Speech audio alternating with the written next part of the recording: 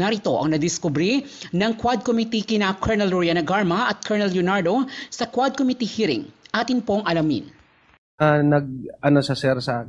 Your Honor, na tumawag sa akin. The same time lang po yun. Tapos nag-relay siya na may talks na makikipag-coordinate nga daw sa amin. Yun ang makikipag-coordinate niya sa iyo. Anong sinabi exactly ni Colonel Leonardo sa iyo? Sino itong talks na ito? Si Tox daw po, bata ni Ma'am Garma. Kung sa pagkakaalam ko, ang driver security. Mr. Chair, kung hindi ako ito Tox ay yung Tox na pinakita na litrato ni Chairman Dan Fernandez kanina, who is still employed with the PCSO, and sabi na nga ni Colonel Mendoza, tao at bata ni Colonel Garma. Nung tinawagan ka na ni Tox, anong sinabi sa iyo? Bali, sinabihan ko lang po siya na mag-coordinate siya kay Nelson Mariano po kasi siya po yung... So, nung tumawag sa isa Tox, sinabi mo, si Nelson Mariano na lang ang kausapin. Opo. Pupunta po tayo doon mamaya.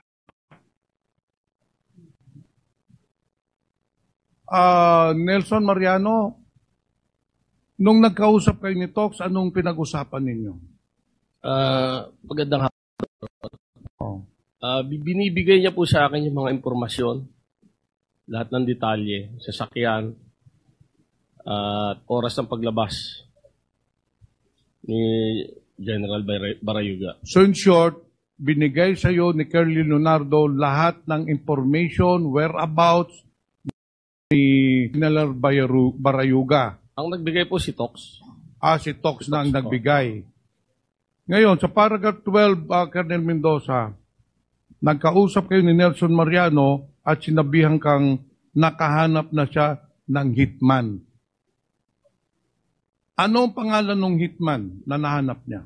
Ang sabi ni Nelson, alias Loloy daw po. Alias Loloy? Opo. Ano naman ang sinabi ni Colonel Leonardo sa iyo, magkanong ibabayad doon sa hitman na si Loloy? 300,000 daw po galing kay Ma'am Garma. So very clear na sinabi niya yung 300 piso na ibabayad kay Loloy, na yun ang papatay kay kay General Barayuga, ay manggagaling kay Colonel Garma. Yung po ba? Opo, Your Honor. Mr. Chair, the plan was set from the very beginning. Tumawag si Colonel Leonardo kay Colonel Mendoza, sinabihan siya na may operation, and then si Colonel Mendoza, kinontak naman si Nelson Mariano, and then itong si Nelson Mariano, kontak naman yung Loloy na hitman, at saka nag-usap sila ni Tox na tao ni Colonel Garma. And then on July 30, 2020, nangyari na po yung pagpatay o pagpaslang kay General Barayuga, kung saan nakita po natin sa video, 2 beses na po pinalabas. Pagkatapos ng insidente, Colonel Mendoza, pagkatapos pagpaslang, ano na po ang sunod na nangyari? Sinong tumawag sa iyo? Tumawag ko sa akin si Sir Leonardo na may binibigay po daw na pabuya si Ma'am Garma. Tumawag sa iyo si Colonel Leonardo na sinasabing meron ng 300,000 pesos para ibayad dun sa hitman na nagpaslang kay General Barayuga. Yung Opo. po ba ang sinasabi nyo? Opo, Your Honor. So, sinong tumanggap ng 300,000? Si Nelson Mariano po. Sinong nagbigay ng 300,000 sa iyo, Nelson? Si Tox po. Si Tox. Pagkatanggap mo ng 300,000 pesos, ano na ang ginawa ninyo doon sa 300,000 pesos? Tinago ko po yung 60, binigay ko kay Colonel Santi yung 40. Yung 200, binigay ko kay Loloy sa Santa Mesa. Itong si Tox, kung makikita ninyo ay makikilala pa ba ninyo? Opo. Mr. Chair, since we already have the picture of these talks, who is allegedly a person of interest, dahil ito ang nagbigay ng order na patayin si General Barrioga, at ito rin po ang nagbigay ng pera na 300,000 pesos. Mr. Chair, I just would like to point out that at the time that General Barrioga was killed, there was an ongoing investigation by NBI regarding corruption in PSSO, most specifically in the operations of STL, Small Town Lottery. In fact, bago po siya napatay, itong si General Barrioga, according to NBI officer in charge, Eric Distor, General Barrioga was prepared with all the documents, and in fact, he was prepared to testify against the corruption and illegal practices in PSSO. Yung po ang motive, bakit po pinatay si General Barrioga. Yung nakita po niyong pick-up kanina na sinakyan ni General Barrioga was given by Colonel Ruyina Garma to make sure na ma-identify po si General Barrioga. Kasi si General Barrioga, wala hong sasakyan yun. Kaya mahirap po i-surveillance dahil walang routinary procedure. Kaya binagyan po ni Colonel Garma ng bagong pick-up General Barrioga. Yun kasi ang binigay na impormasyon niya kay Nelson Mariano. Pati plate number, description sa araw ng pagpaslang. The motive of the killing of General Barrioga was to stop General Barrioga from testifying against Colonel Garma. Yun po ang totoong nangyari, Mr. Chair. And that is why I would recommend to this committee, in the committee report, that we should file the necessary cases against those perpetrators when I cannot let justice not be served to the victims. Mr. Chair, Colonel Ruyina Garma has been involved in the different killings all over the country. In fact, Mr. Chair, si Colonel Garma, nung unang pagdinig pa lang natin, involved na po siya doon sa pagpatay ng 3 Chinese drug lords, which was corroborated by the different resource persons. Nung si Colonel Garma din ay na-assign doon sa Cebu City, there were 198 killings as recorded and as reported by Mayor Tommy Esmeña. And ngayon po, klarong-klaro po na ang mastermind ng pagpatay kay General Barrioga, walang iba po kung hindi si Colonel Garma in cooperation, in cahoots with Colonel Leonardo, based on the testimony of our 2 resource persons. Mr. Chair, Colonel Garma is a woman disguised as a meek lamb, but deep inside her, she is a ruthless killer, killing without mercy innocent people, killing without remorse innocent victims, especially on the war on drugs. Kaya, Mr. Chair, I appeal that we should include in the committee report to file murder charges against Colonel Garma and Colonel Leonardo. Thank you, Mr. Chair. Thank you, Congressman Pimentel. The manifestation of Congressman Pimentel will be noted and his recommendations will be taken in and be written in the committee report once the committee terminates its hearing. So the next interpellator is Congresswoman Jinky Luistro. You are recognized. You have 5 minutes. Thank you, Mr. Chair. My questions are directed to Lieutenant Colonel Santi Mendoza. Colonel Mendoza, habang nagsasalaysay po kayo kanina, napansin ko, umiiyak kayo at nanginginig ang katawan nyo.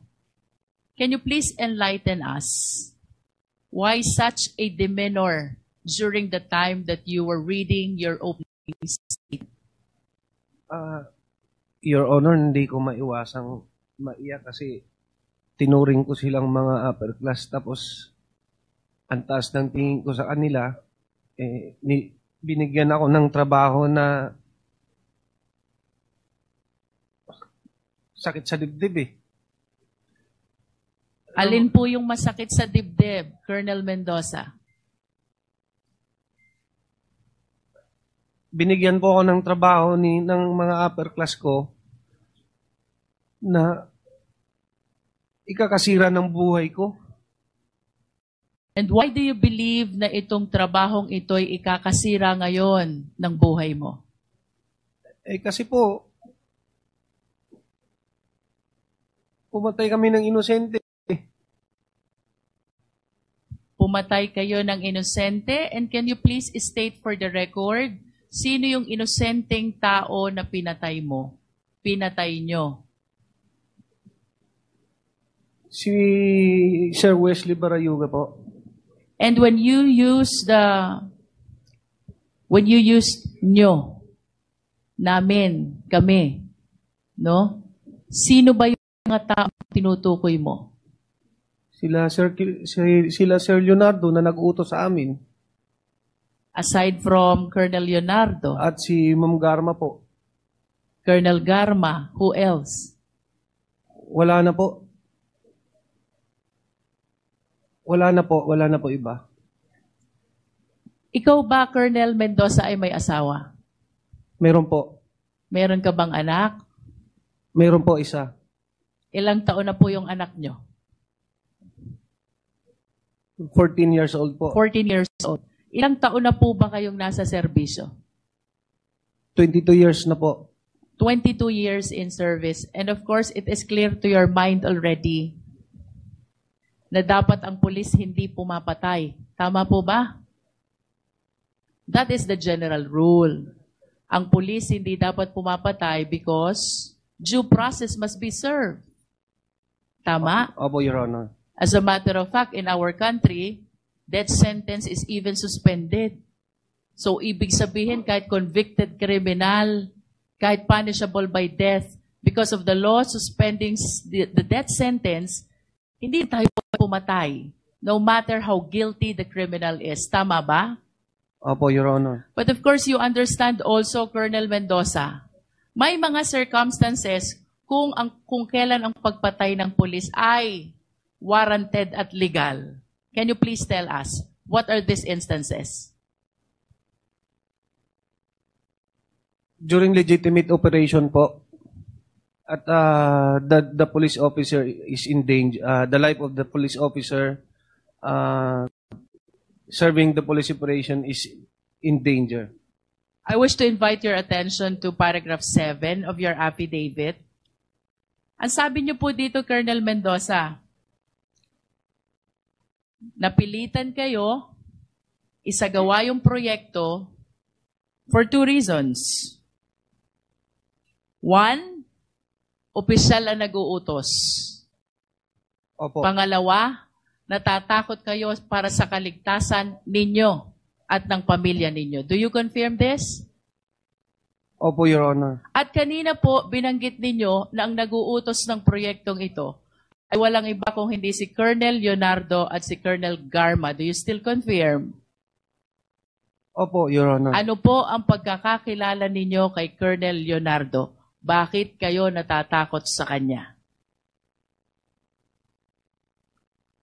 Siyempre po, siya yung panahon ng former president po natin na isa sa pinakamalakas. When you say pinakamalakas, panahon ng former president, anong ibig sabihin mo, Colonel Mendoza? Nakakabulong po at nagkakatotoo. Nagkakatotoo. Pwede mo ba kaming kwentuhan? Ano itong pagkakataong nakabulong at nagkatotoo ang mga sinabi ni Colonel Mendoza sa former president? Ni Colonel Leonardo po. Colonel Leonardo.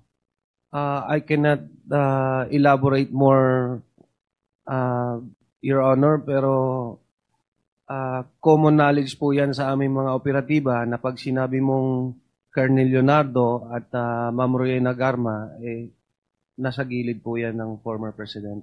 So you will agree with me if I would say, si Colonel Leonardo malakas sa former president. Yes po. Kung anong sabihin ni Colonel Leonardo, papaniwalaan ng former president.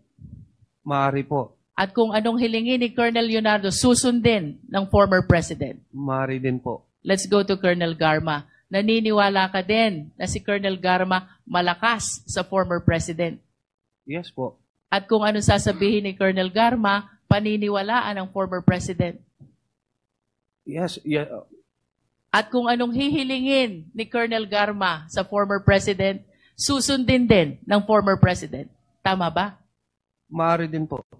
That's how you understand the influence of these people to the former president. Kaya, takot ka na suwayin si Colonel Leonardo at si Colonel Garma. Tama ba? Yes, Your Honor. At dahil sa lakas ng impluensya nila sa presidente, pwedeng mawala ka sa serbisyo. Tama? Yes, Your Honor. Pwede ka ring mamatay. Tama? Lalo. Ha? Yes, Your Honor. Pwede ka ring makulong. Tama? Opo. Puntahan natin yung pangalawang dahilan. Bakit napilitan kang sumunod sa proyektong ito? You said, natatakot ka para sa sarili mo at sa mga pamilya mo. Ano yung mga pangyayari na naging dahilan kung bakit nagkaroon ka ng takot para sa kaligtasan mo at kaligtasan ng pamilya mo?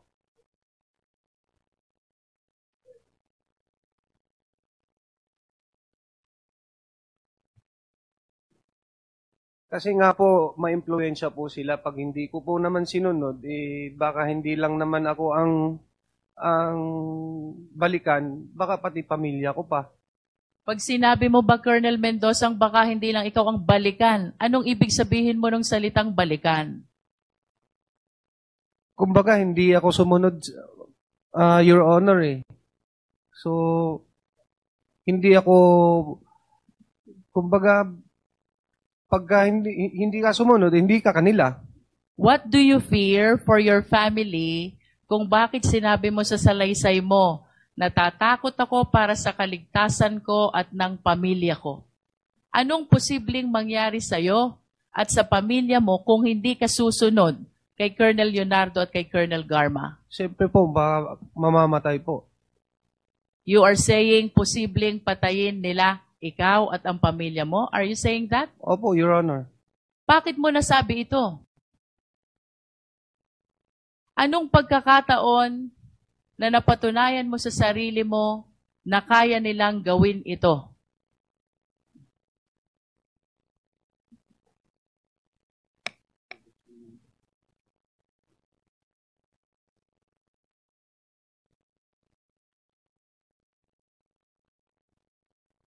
Your Honor, marami na kasing ugong-ugong eh. Maari mo bang isalaysay sa amin ano yung mga umuugong na yon?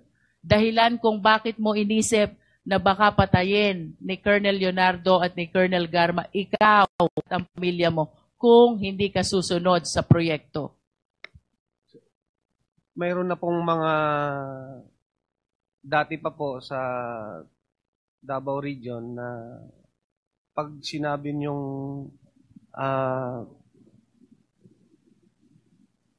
Colonel Leonardo, yan po yung may hawak ng mga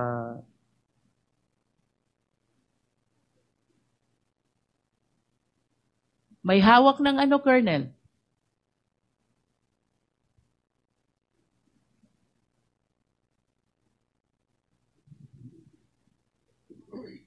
mga hitman po. Colonel Leonardo may hawak ng mga hitman. Is that what you're saying? That is kumbaga, yan po yung usap-usapan. Hindi ko naman po makukumpirma. Pero Usap-usapan. Let's talk po. about usap-usapan. Ayon sa usap-usapan na yan, ano ang mga pangyayari na sa pagkakaalam mo at ayon sa usap-usapan ng mga kasama mo, may kinalaman si Colonel Leonardo at si Colonel Garma? Can you cite some incidents na lumutang ang pangalan nilang dalawa ayon sa usap-usapan? Without necessarily you having a personal knowledge. Ayon sa usap-usapan, anong mga pangyayari ng patayan ang may kinalaman si Colonel Garma at si Colonel Leonardo? Yung mga nasa loob ng mga Chinese na nakakulong doon, Ito ba matagal mo nang alam or it's it because you're watching already the hearing of Quadcom? no, noon pa po yan. Ibig sabihin, kahit nung wala pang Quadcom, alam mo na yung patayan sa Davao Penal Colony ay may kinalaman si Colonel Leonardo at si Colonel Garma? Pero hearsay lang po, Your Honor. Yes, yan ay yun sa usap-usapan. At yung usap-usapan na yan, dito mo naririnig sa mga kapwa mo pulis. Tama ba? Kasi pulis ka eh. Opo, Your Honor. Kung pulis ka, ibig sabihin, yung usap-usapan na yun, sa kapwa pulis mo rin naririnig. Tama? You said yes already, Colonel. Yes. Aside from this Davao Penal Colony where there are 3 Chinese drug lords who were killed, ano pa, ayon sa usap-usapan yung mga insidente, ay may kinalaman silang dalawa? Wala na po akong maalala, Your Honor. Wala ka nang maalaala. Opo. Wala na po. You remember about the allegation of Mayor Tammy Osmeña of Cebu?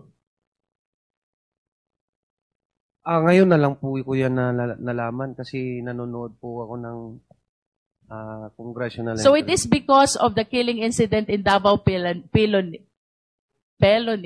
kaya natakot ka para sa kaligtasan mo at ng iyong mga pamilya. Tama ba yun? Opo, Your Honor. At ito rin ang dahilan kung bakit sa kabila ng alam mo na bawal ang pagpatay, no matter how guilty the person is, umayag ka na isagawa ang nasabing proyekto. Tama ba? Opo, Your Honor. In your affidavit, specifically paragraph 5, you also mentioned na gusto mo munang beripikahin ang impormasyon tungkol sa pagkakasangkot ni Wesley Barayuga sa drug operation, kaugnay ng impormasyon na ibinigay sa iyo ni Colonel Leonardo. Bakit mo hiniling kay Colonel Leonardo na beripikahin muna ang impormasyon na ito? Kasi po, government employee po yung target. Normal po yun na magkanda ka ng sarili mong investigation muna. At kapag hindi verification. government employee ang target, wala bang verification na mangyayari? Meron naman po. Meron din po. So why do you want to make your own verification? Ikaw ba at that particular time ay nagdududa sa sinasabi ni Colonel Leonardo? Yes po. Bakit ka nagdududa? Kasi yung target